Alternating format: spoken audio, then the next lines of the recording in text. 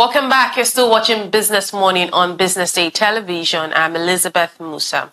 We go straight into our conversation this morning. At the World Economic Forum in Davos, global leaders renewed promises on clean energy and climate action. But in Nigeria, those pledges collide with the harsh reality millions still lack reliable electricity.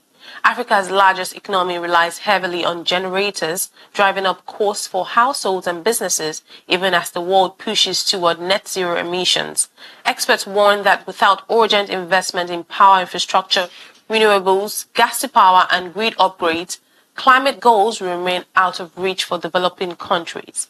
For Nigeria, the challenge is clear: turning global promises into affordable, reliable power that fuels growth and lifts millions out of energy poverty.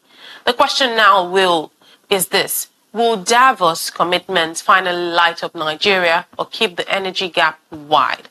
Well, joining me this morning is Joy Osumi. I hope I got that right. She's the Regional Manager for Africa World Energy Council, a dynamic project governance and advocacy leader. Thank you so much for joining us this. No, thank you so much. Thank you for having me here today. So leaders spoke about net zero, obviously at Davos, yet energy access funding remains a fraction of climate finance. Isn't the world effectively choosing decarbonization over human development?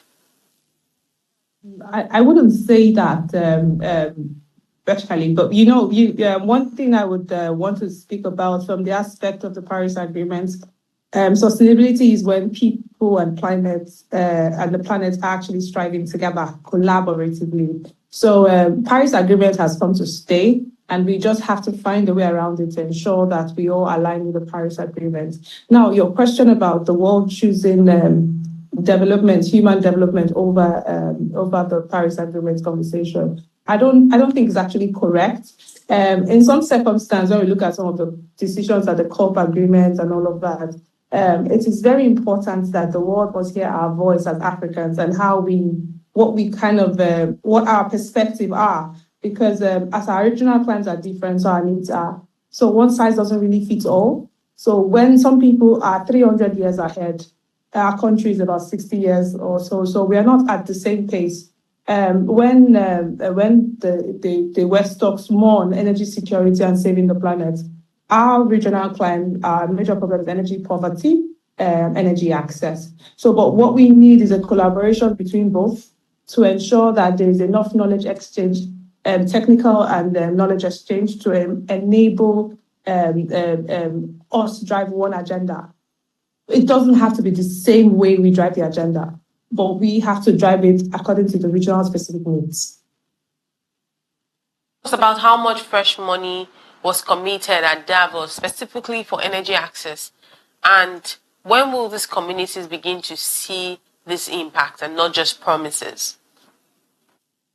I would say, as one of the heavy spectators at Davos, I would say the Davos conversation was so much centered around energy security, innovation, and artificial intelligence to eliminate bureaucratic processes. For the conversation around energy access, Mission 300, powering up our grids, gas to power, there was not so much heavy focus on the access part of it. It was more region. It was more of the security, energy security part of the conversation that Davos had. And I thank you for pointing out more about energy security. Now, private investors say energy access in Africa is too risky. At Davos, what was done to lower this risk, or is this an excuse that we're still tolerating? Okay, I joined the African Collective at Davos to talk about financing for energy. One thing you would realize globally that when it comes to the finance conversation, we are being categorized as high-risk region, and the EU has recently taken us out of that bracket of high-risk region. But the question I put together for one of the people on the panels, that's the lady from, I think, somewhere around Bank of America. She's in charge of global investment. And I asked her, as the EU has taken us out of... sorry, is my background disturbing? Can you hear me? We can hear you. Please go on. Carry on. Yeah, so one of the conversations where EU has just said that Nigeria and other three other African countries have been exempted from the of the high risk region. How does that affect investments? How do we now see investment coming into helping us close our energy poverty gap? And the response was there is still political mix. So because of the political uncertainties, we still have that issue of finance flowing directly to African developmental projects. However, if you look at the Mission 300 and the World Bank, the conversations around the funding for the World Bank, the African Development Bank, there has been some reliable reliable financial capital flowing into, but these capital are more grant related than actual investments for actual capital for ROI, if you understand what I mean.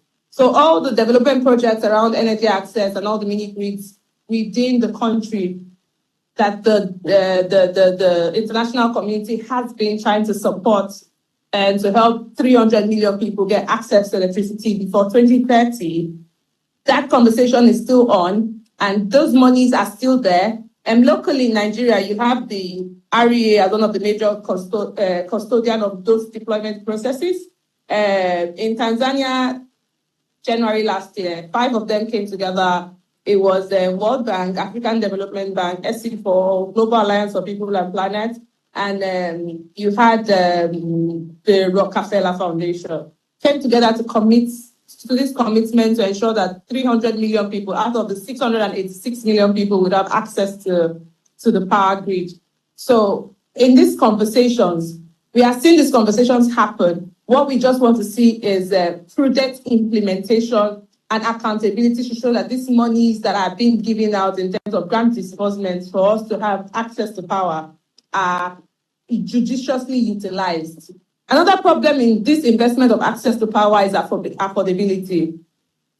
The rates per kilowatt are not, I don't want to go into that conversation in high depth, but the affordability of the people, how much is an average Nigerian earning? Can they really afford the cost of power? What can the government do? So political will still plays a very strong part in ensuring that people have access to electricity. Thank you. And we also saw that African leaders came with urgent demand. At the end of the entire, the meetings and all of that, would you say that they left with signed deals, or could we say it was just another year of goodwill statement? Would we say let's sign this? We wouldn't. It's not. It's for example, look at what happened in SEPA agreement in Abu Dhabi. It's not when conversations happen, it takes time to actually brew and actually crystallize. So Davos conversation has begun. Africa showed strong presence in Davos. We had the Nigerian house, we had the South African house, and those two countries in Africa. Of course, Sub-Saharan Africa, Nigeria was strongly representing at the promenade. And conversations and there were investors coming into the Nigerian house wanting to get acclimatized with what our gaps are and how they could come in. These things take time. And we hope to see, a very good, I would really want to congratulate the team behind the Nigerian house, and most importantly, our Minister for Investment, Jumoke. She's doing a very, very good job. In years or in recent time, it's been actively participating in the development sector. You would not see that proactiveness from a minister like I have seen from her, and I hope to see more based on her track record and her achievements. You mentioned the Nigeria House. I'm happy you mentioned that, because I wasn't at Davos, but I was able to follow up with the conversations at the Nigeria House, seeing the lineup of speakers and the panels and all of that. Can you give us an insight in some of the conversations that happened at the Nigeria House? As you know, my role currently sits around energy and the regional manager for Africa at the World Energy Council. So particularly on Tuesday, the 20th of January, was Energy Day at the Nigerian House, where you had guests like the chairman of Owando, I guess. You had different energy stakeholders, upstream, downstream, midstream, and all the service providers in the energy sector come to talk about conversation and the bottlenecks within the energy industry. So that was my focus at the Nigerian House. They had other sessions, they had like guests like the WTO DG, Dr. Ngozi Okonjo-Iweala. They had the BOI. They had other very prominent guests, the NCCC, Tenny. She was there. They had the Minister for Finance. They had loads and loads. So there was a very good collaboration from the government in terms of making the House look good to the rest of the world. So there was high active government participation and also private sector. And the world was waiting because it was really good at the Nigerian House this year. And we hope to see better. We hope they continue the momentum of what they have started.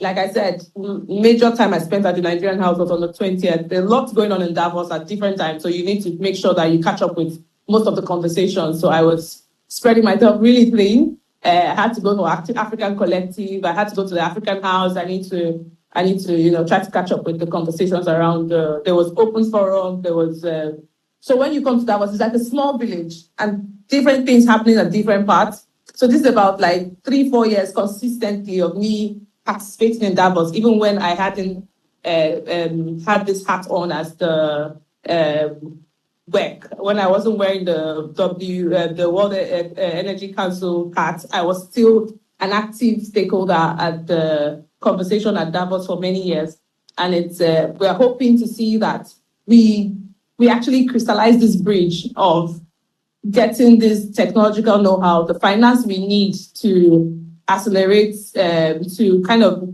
take us out of all the bottlenecks, to mitigate all the bottlenecks within the energy poverty stream. We can get these forums are where we get these investors to come in, where we get these technological OEMs to come in. This is forums where we get all this capacity building and knowledge exchange, because really we need the West. We need the West as much as the West needs us. We've got natural resources, we've got human capital. We can leverage on that to ensure that we take ourselves out of energy poverty at the nearest future. 2020, 2030, very ambitious agenda. But let's see what happens after 2030 and beyond. Speaking about 2030, which is just a few years away, after the Nigeria House session, precisely the one you attended, which focused on energy, do you have any key takeaways that we might be holding on to from the House when we talk about 2030? When we talk about 2030 is more of a development agenda. If you follow the journey from the MDGs to the SDGs, so the 2030 goal are more developmental agenda. It's not practicable according to our own Nigeria Energy Transition Plan.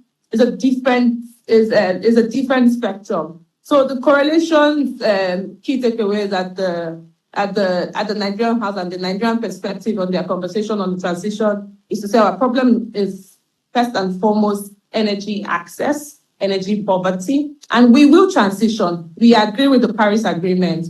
We are not taking any forms of energy out.